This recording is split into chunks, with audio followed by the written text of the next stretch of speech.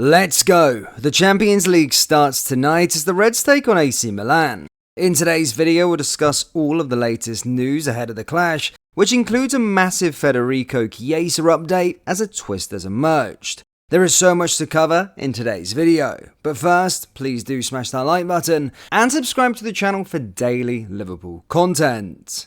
There has been widespread debate over Arne Slot's lack of rotation following an intense international break, but he says his defeat to Forest had little to do with the lack of changes. It was no secret that the intensity would pick up immediately after the international break for Liverpool, with 7 games in the space of just 22 days. Having named a consistent starting lineup in his first 3 Premier League games that heavily featured players who regularly featured for their country, there was conscious rotation was needed. It did not come against Nottingham Forest, and it meant 7 of the 11 played maximum minutes for their country during the break before being thrown straight back into domestic action.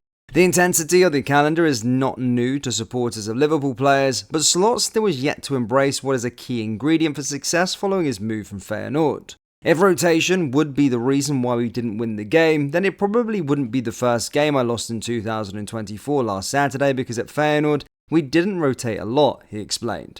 For me, and everyone can have their own opinion, it is too simple to put this loss on rotation because I think too many players didn't reach their normal level. That is not the only ones that started, but also the ones came off of the bench. For me, it had a lot to do with the playing style of the opponent, who made it really difficult for us. But in the end, if you didn't win, you try to look at as many arguments as you can find. I also asked myself the question, does it have to do with the things you said? But I prefer to look back at the game and see what we did well or didn't do well. I think we could have done a lot of things much better that was not related to rotation. We will never know if I rotated 3 or 4 players if we would have won that.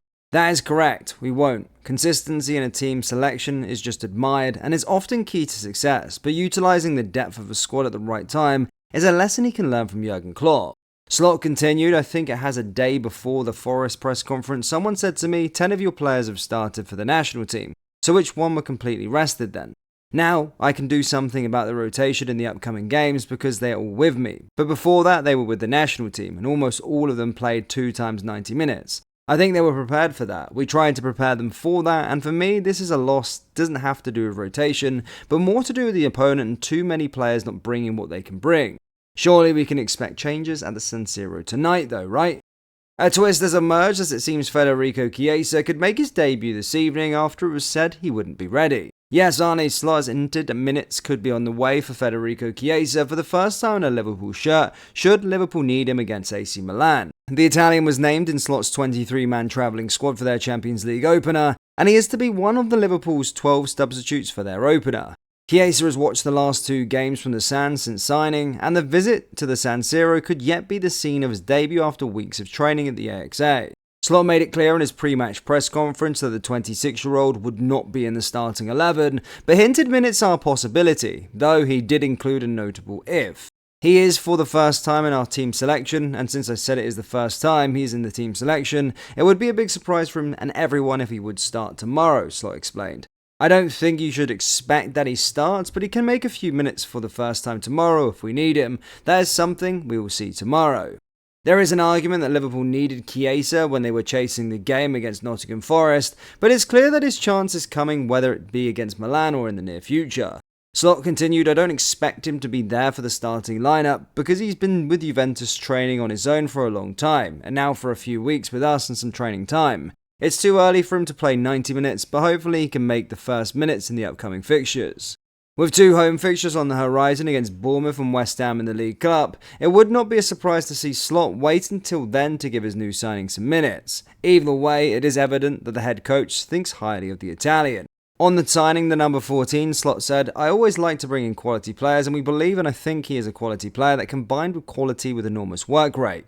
The culture of this club and this team is working really hard when we don't have the ball, and I think he brings this to his game, in combination with scoring goals and playing in several positions. We all love a bit of sarcasm, and Allison delivered brilliantly as he spoke out against the new Champions League format and how players' opinions continue to be overlooked.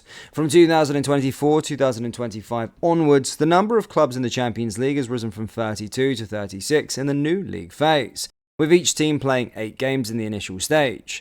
In this new format, a team could play a potential 17 matches on the way to the final, in comparison to the maximum 13 in the old format. UEFA pushed through the changes by saying players and fans will enjoy being involved in big games every week, but they continue to take those who make the product for granted. Speaking ahead of the Liverpool's return to the Champions League, Allison was asked about the demands of the new format and spoke brilliantly on the matter, even giving us a lovely serving of sarcasm. He said, "I think for the supporters it's amazing. More bigger games, big teams play against each other.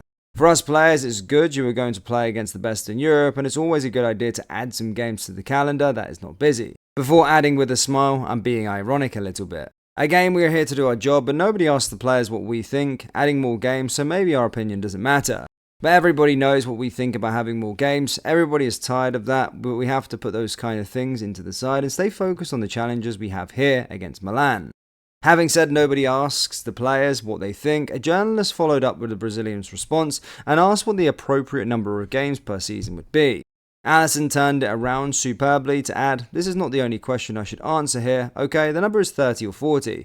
But it is a matter to sit down together and listen to all the parts. We understand we have the side of the media, from TV, from UEFA, FIFA, Premier League and the domestic competitions. We're not stupid, we understand that. We understand people want more games, but the reasonable thing would be for all sides I mentioned, all the people responsible for organising the calendar, to sit together and to listen to all parts, including the players. So many players have spoken already about that, and we have just need to be listened to. That's what we would like, to sit together and be understand and thinking of direction football wants to go. Not only adding games, competitions, and adding this and that, in the end, what we want is to give our best football. If you are tired, you cannot compete at the high level. I want to give my best in all games I play. But we need a solution for that, and it doesn't look like we are close to a good solution for football's sake and the players' sake."